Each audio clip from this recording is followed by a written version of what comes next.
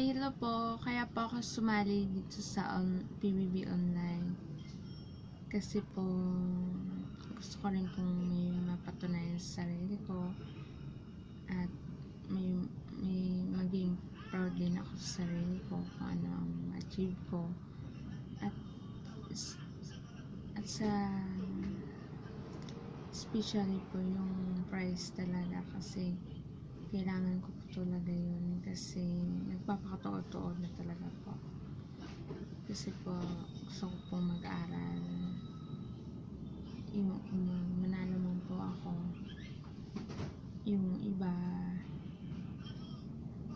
gagawin kong negosyo